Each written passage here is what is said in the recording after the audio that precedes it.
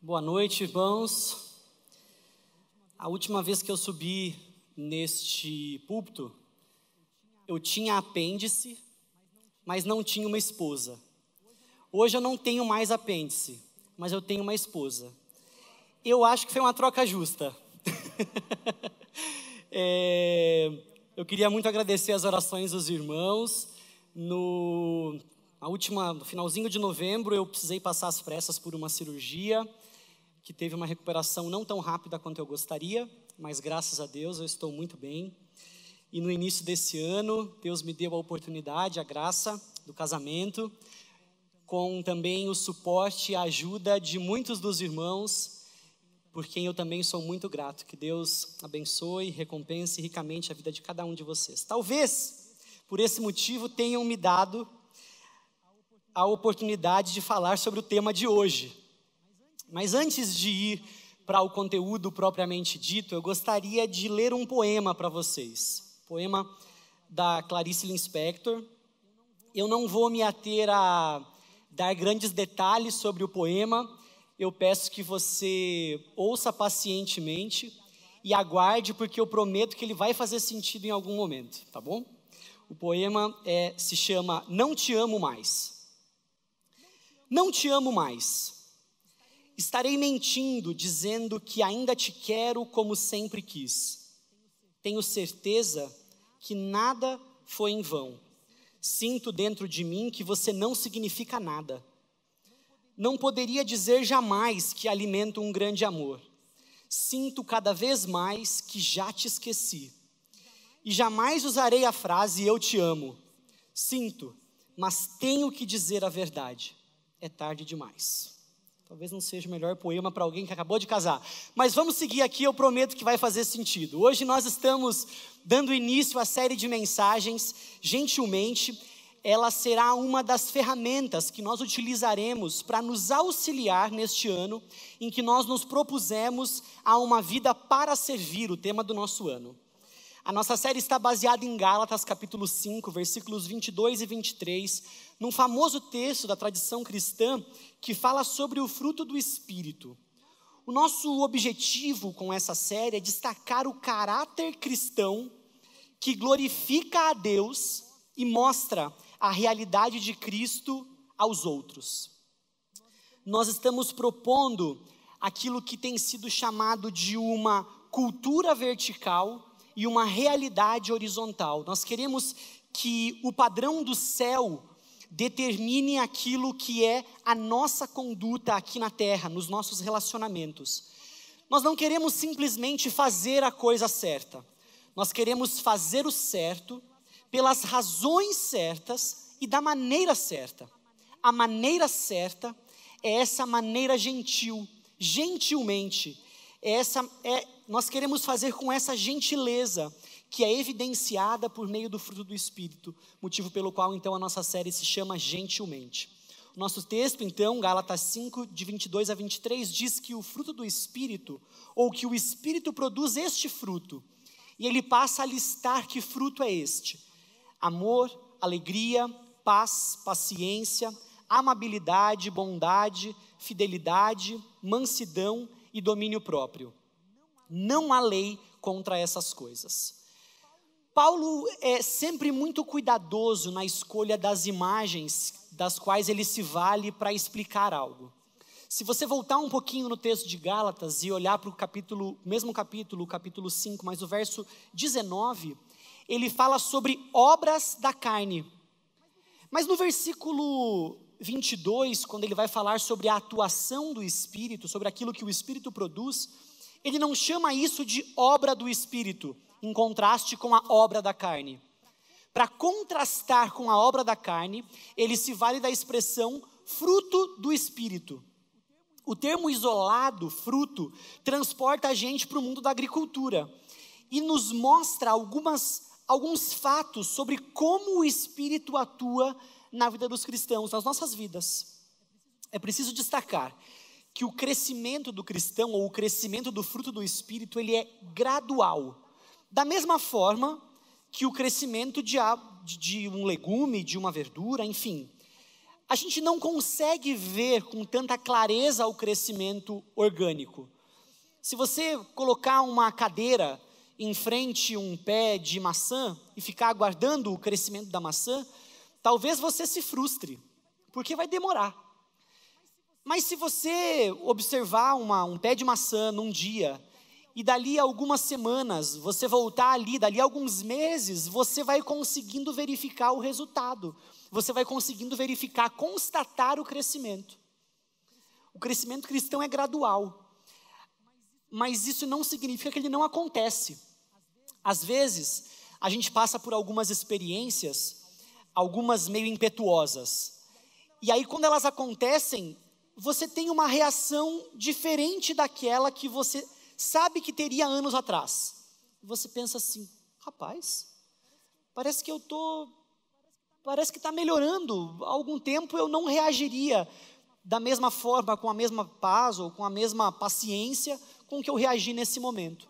O fato é, o Espírito está atuando nesse tempo todo, crescendo, fazendo crescer e florescer o seu fruto em nós. Existe mais uma verdade sobre o fruto do Espírito. O crescimento desse fruto é inevitável. O que significa isso?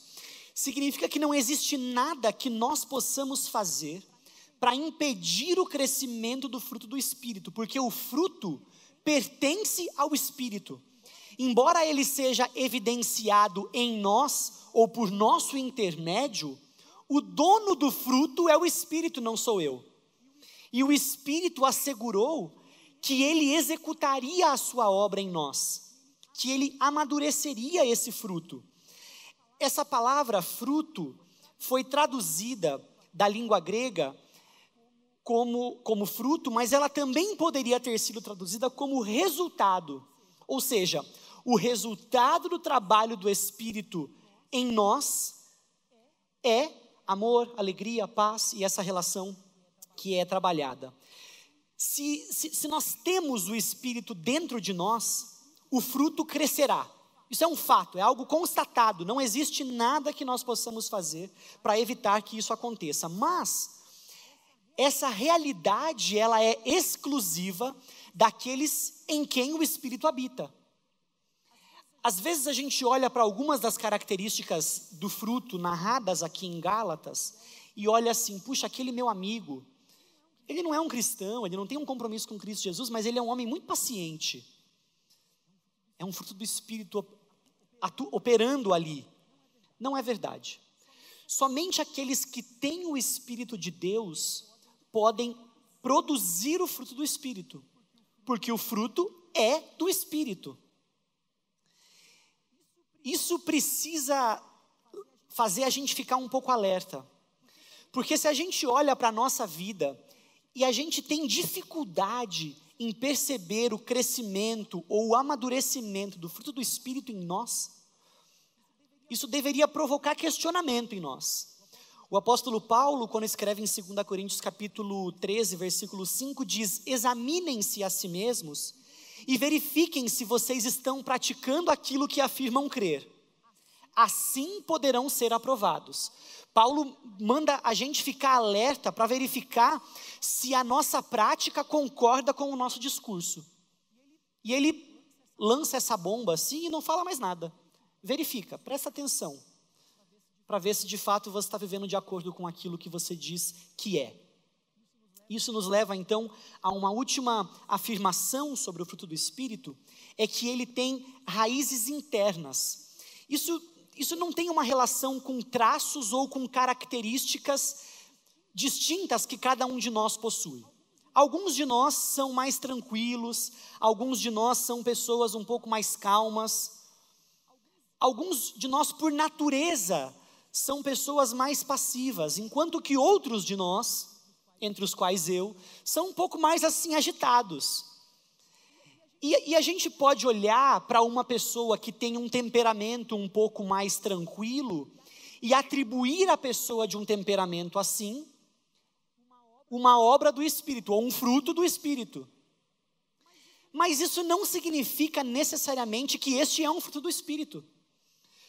Porque o produto ou o trabalho do Espírito não acontece de forma pontual. como se você dissesse assim: olha, o fruto do Espírito é amor, alegria, paz. Amor eu estou mais ou menos, alegria eu estou legal, paz eu estou muito ruim, não consigo esse troço de paz. Não dá para ser assim, porque Paulo chama o fruto, ele diz que é o fruto no singular, ele não se refere a vários frutos, como se o Espírito produzisse uma coisa e depois a outra e depois a outra. Ele diz que o fruto do Espírito e passa uma relação de atributos ou de características deste fruto. Então, a evidência do trabalho do Espírito em nós é um crescimento concomitante, é um crescimento que acontece simultaneamente. Todas as características do fruto do Espírito amadurecem ao mesmo tempo em nós. Pode haver experiências diferentes que evidenciam mais uma característica do fruto e outras experiências que evidenciam outra característica do fruto. Mas o fruto, uma vez em processo de amadurecimento, vai trazendo suas características de forma simétrica. Nós temos a tendência de ver os dons como um sinal ou como uma evidência da presença do Espírito em alguém. Mas a Bíblia não diz isso. A gente tenta avaliar a maturidade cristã de alguém pelos dons que ela exercita ou age, atua no contexto da igreja. Mas a Bíblia não fala sobre dons como um verificador de crescimento de maturidade, como uma evidência da presença do Espírito. A Bíblia diz que o fruto do Espírito é a evidência da presença dele. Nós muitas vezes valorizamos atuações ou performances em detrimento de características do fruto. O apóstolo Paulo diz que o fruto do Espírito e traz aquela relação. É interessante perceber que os nossos pontos fortes naturais não são necessariamente um trabalho do Espírito em nós. O nosso critério, então, para avaliar o que é uma obra do Espírito, um trabalho do Espírito, ou o fruto do Espírito, e aquilo que é uma mera característica nossa, é então a possibilidade de verificar se essas características crescem simultaneamente. João ensina algo que é bastante radical e faz relação com isso que nós estamos falando. Ele diz em 1 João capítulo 4, versículo 20: se alguém diz, amo a Deus e odeio o seu irmão, é mentiroso. Veja que João não diz assim: se um homem ama a Deus, mas ama o seu irmão, nesta pessoa falta equilíbrio. Não, ele chama essa pessoa de mentirosa. Isso porque o verdadeiro amor a Deus sempre se faz acompanhar de amor por pessoas. Ele sempre se faz acompanhar por uma evidência em algo que é palpável. É a tal da cultura vertical, a realidade vertical do amor a Deus e do amor de Deus, aparecendo numa cultura horizontal nos nossos relacionamentos. Uma vez que o fruto do Espírito começa a operar em nós, nós crescemos e somos amadurecidos com cada uma das suas características simultaneamente. Agora é interessante perceber que Paulo está profundamente inspirado ou norteado por um conceito de Jesus ao falar sobre isso. Paulo não é inovador quando fala sobre fruto, e especificamente sobre a característica do fruto de hoje, que é o amor. Paulo parece ter em mente as palavras de Jesus um pouco antes de conversar com os seus discípulos sobre sua morte, em João capítulo 15. Eu quero convidar você a ler esse texto junto comigo. João 15, nós vamos ler os versículos de 1 até 17, em que é dito assim.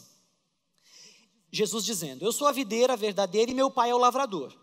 Todo ramo que estando em mim não dá fruto, ele corta. Todo ramo que dá fruto, ele poda, para que produza ainda mais. Vocês já foram limpos pela mensagem que eu lhes dei.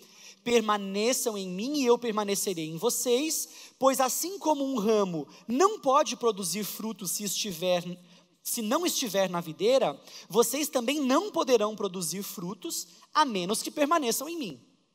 Sim, eu sou a videira, vocês são os ramos. Quem permanece em mim e eu nele produz muito fruto, pois sem mim vocês não podem fazer coisa alguma. Quem não permanece em mim é jogado fora, como um ramo imprestável, e seca. Esses ramos são ajuntados num monte para serem queimados. Mas, se vocês permanecerem em mim, e as minhas palavras permanecerem em vocês, pedirão o que quiserem, e isso lhes será concedido. Quando vocês produzem muito fruto, trazem glória a meu Pai, e demonstram que são meus discípulos de verdade. Eu os amei como o Pai me amou. Permaneçam no meu amor. Quando vocês obedecem a meus mandamentos, permanecem no meu amor. Assim como eu obedeço aos mandamentos de meu Pai e permaneço no amor dele. Eu lhes disse estas coisas para que fiquem repletos da minha alegria. Sim, a sua alegria transbordará. Este é o meu mandamento. Amem uns aos outros como eu amo vocês. Não existe amor maior do que dar a vida por seus amigos. Vocês serão meus amigos se fizerem o que eu ordeno. Já não os chamo de escravos, pois o Senhor não faz confidências a seus escravos. Agora vocês são meus amigos, pois eu lhes disse tudo o que o Pai me disse. Vocês não me escolheram. Eu os escolhi. Eu os chamei para irem e produzirem frutos duradouros, para que o Pai lhes dê tudo o que pedirem em meu nome. Este é o meu mandamento. Amem uns aos outros. Jesus, nesse episódio, ele está desde o capítulo 14 de João, num discurso de preparação aos seus discípulos. Ele está dizendo que ele vai embora, e que esses discípulos precisavam então ter verdades muito importantes na mente. Sabe, palavras finais? A pessoa está na beira da morte e ela tem algo muito importante para dizer. Jesus está fazendo isso. Últimas palavras. E ele então começa a instruir os seus discípulos sobre permanecer, sobre uma comunhão estreita, sobre uma comunhão permanente com Jesus. E ele usa a figura da videira para destacar exatamente, para ilustrar exatamente intimidade e frutificação, e a relação que essas duas coisas têm. Para a gente conseguir sustentar a nossa vida espiritual nesse mundo, nós precisamos permanecer intimamente ligados a Cristo Jesus. Hoje de manhã, nós fomos desafiados a desistir de amar por nossas próprias forças. Porque o amor sobre o qual nós falamos, o amor que é narrado aqui em João capítulo 15, o amor que é narrado por Paulo em Gálatas 5, esse fruto do Espírito, em João 15 é afirmado que esse amor é produzido por Cristo Jesus. E lá em Gálatas é afirmado que este amor é um fruto ou uma evidência da presença do Espírito.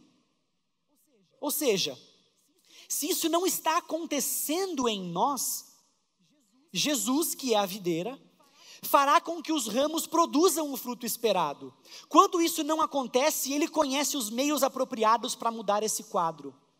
Mas o fruto, tanto em João 15, pertence a Jesus, e em Gálatas 5 pertence ao Espírito. Nós sempre somos aqueles em quem o fruto aparece, ou por intermédio de quem o fruto é evidenciado alcançando as pessoas. Esse texto muitas vezes é usado para trazer medo. As pessoas são estimuladas ao serviço, porque veem o serviço como o fruto sobre o qual Jesus fala aqui em João 15. E é dito mais ou menos assim, olha, se você não trabalha, você não está produzindo. Se não tem fruto, amigão, vai ser cortado e lançado fora. E as pessoas começam a se envolver numa espécie de trabalho frenético, como se esse trabalho fosse capaz de assegurar a sua condição, ou o seu status de filho, ou o seu status de alguém que está permanecendo ou ligado a Cristo Jesus. Mas se o serviço não é motivado pelo amor, o serviço não vale de nada. Algumas coisas precisam ficar claras. A primeira, o fruto não é o serviço. O fruto é o amor. O amor pode ser traduzido em serviço. O amor pode ser evidenciado ao atender necessidades de pessoas à nossa volta. Mas o fruto é o amor. Lembra? Nós queremos fazer a coisa certa, pelo motivo certo e do jeito certo.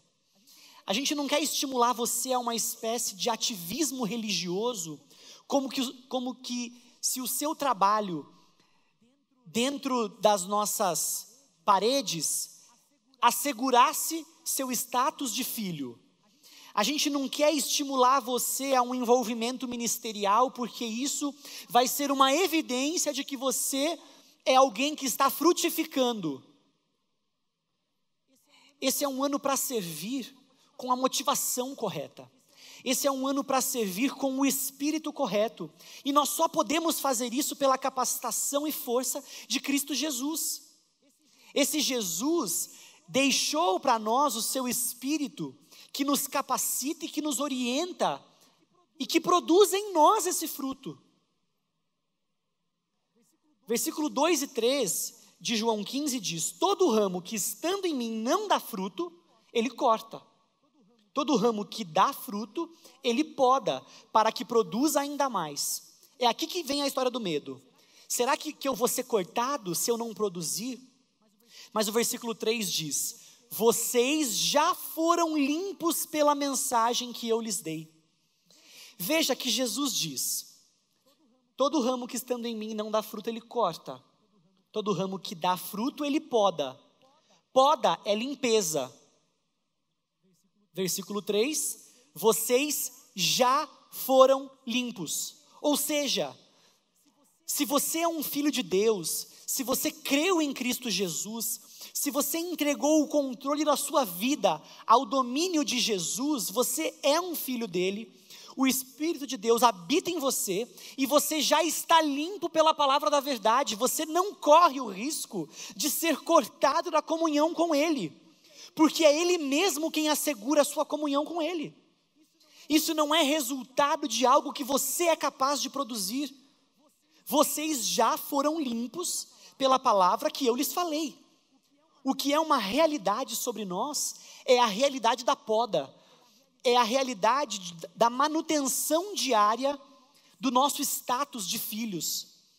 Aflições pelas quais passamos, adversidades que enfrentamos, não são um castigo de Deus, como se Ele estivesse aos poucos nos desligando dele, porque nós não estamos servindo na medida em que deveríamos. Nossas aflições, sofrimentos, dificuldades, são uma estratégia de Deus para nos limpar, são sua poda. E elas evidenciam que nós somos seus filhos, elas evidenciam que nós pertencemos a Ele, e que Ele está preocupado em nos limpar, em tirar de nós aquilo que não tem relação com o seu caráter, aquilo que não tem relação com quem Ele é. Se você não tem agido gentilmente, o Espírito de Deus está comprometido em podar você, para que você possa crescer, florescer e produzir o fruto que o Espírito vai produzir em sua vida.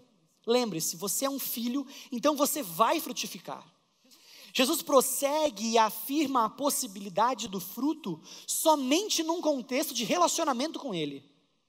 Versículo 4 ele diz: permaneçam em mim e eu permanecerei em vocês, pois assim como um ramo não pode produzir frutos se não estiver na videira, vocês também não poderão produzir frutos a menos que permaneçam em mim.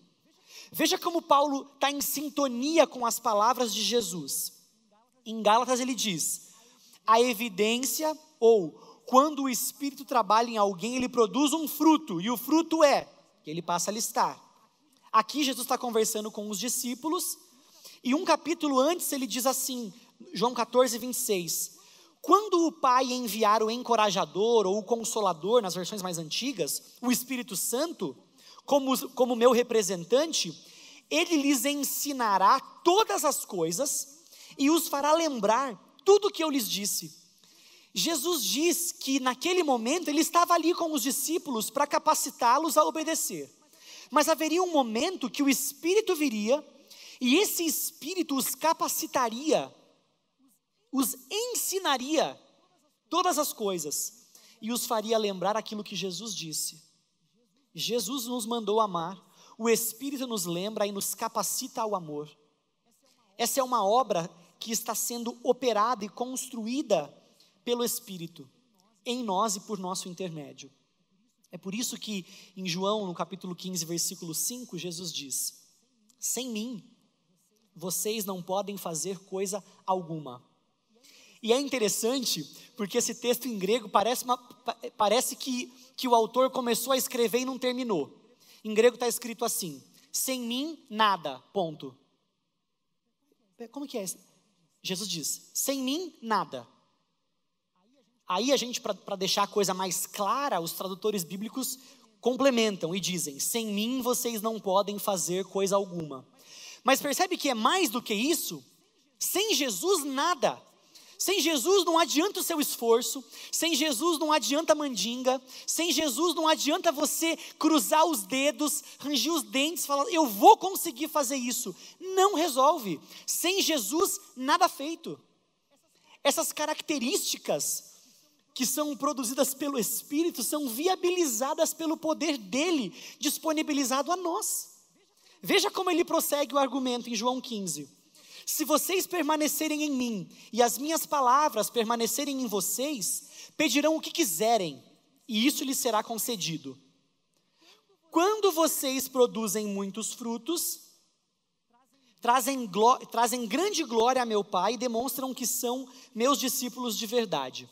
Esse texto parece uma espécie de cheque em branco, né? Pode pedir o que você quiser que ele vai dar. Mas Jesus sabe o que faz. Porque ele sabe que aqueles que permanecem nele têm o seu coração alinhado com os planos de Jesus.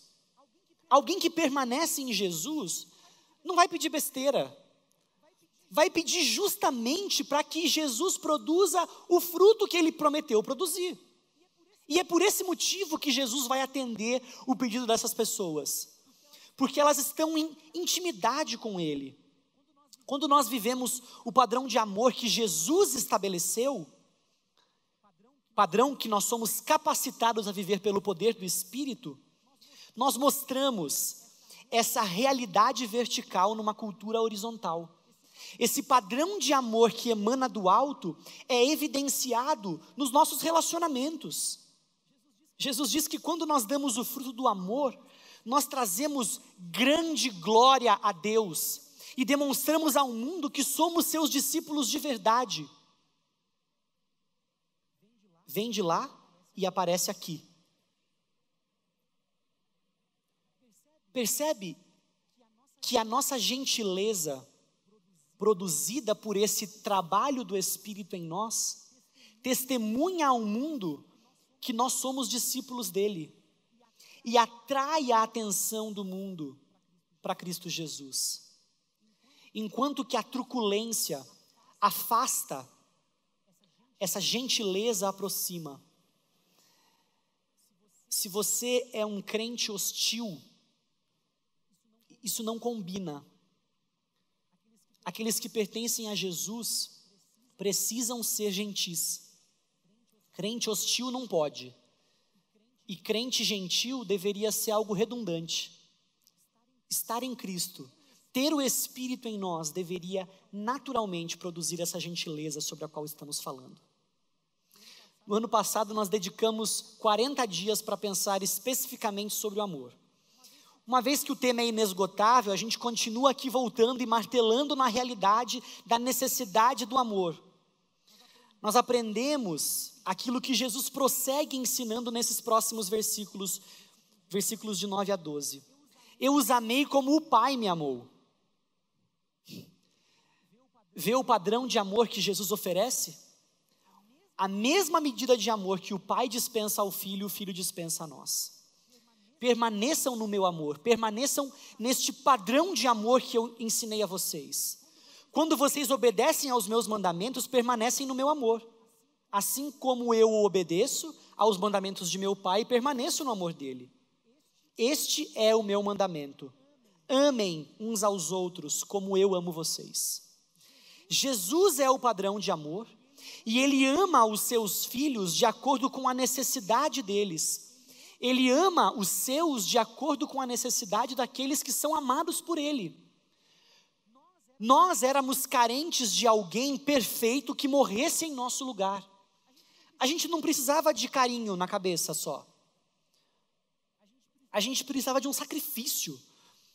O justo pelos injustos para conduzir-nos a Deus.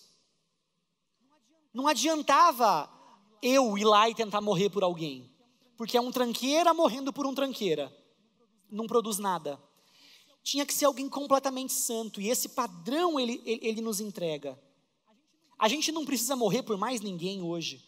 Mas à luz do exemplo de Cristo, a gente precisa amar de acordo com as necessidades das pessoas a quem nós nos movemos em amor. Versículo 13 ele diz: não existe amor maior do que dar a vida por seus amigos. Versículo 14 ele prossegue: vocês serão meus amigos se fizerem o que eu ordeno. Já não os chamo de escravos, pois o Senhor não faz confidência a seus escravos. Agora vocês são meus amigos, pois eu lhes disse tudo o que meu Pai me disse. Vocês não me escolheram, eu os escolhi. Eu os chamei para irem e produzirem frutos duradouros, para que o Pai lhes dê tudo o que pedirem em meu nome. Este é meu mandamento: amem-se uns aos outros. Vê como esse finalzinho do texto mostra que existem coisas na vida cristã que não tem muito a ver com a minha vontade de fazer ou não. Não tem muito a ver com o fato de eu sentir ou não que deveria fazer aquilo. Tem a ver com obediência. Quando Jesus te chamou para pertencer a Ele,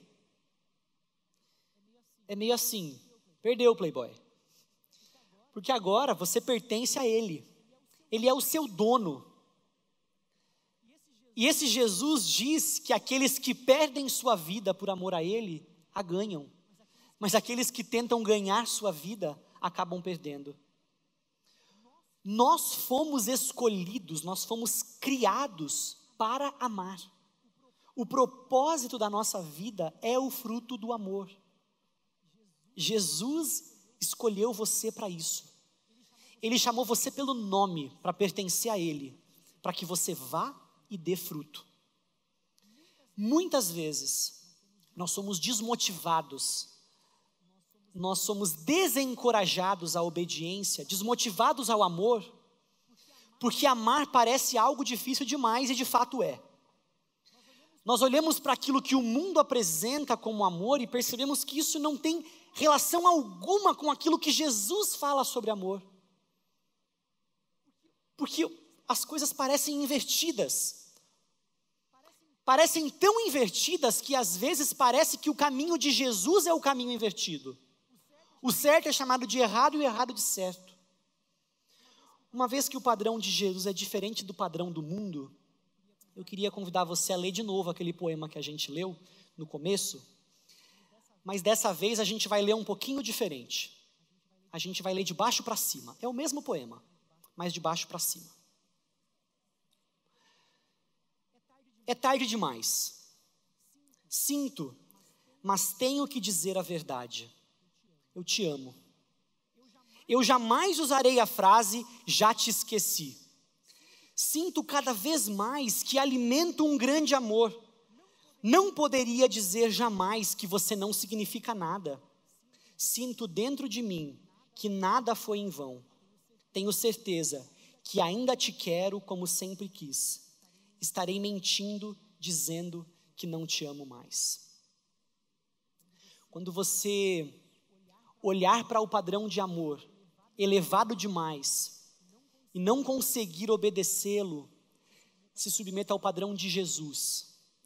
Ele vai parecer invertido, mas ele vai fazer muito mais sentido. Curve sua cabeça, vamos orar.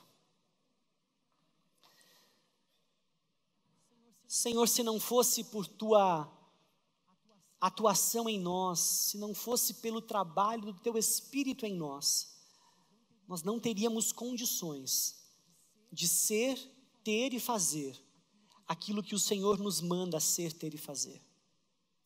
É por esse motivo que hoje nós, mais uma vez, nos colocamos diante do Senhor, disponíveis e dispostos para que Teu Espírito produza em nós aquilo que é esperado de nós como Teus filhos.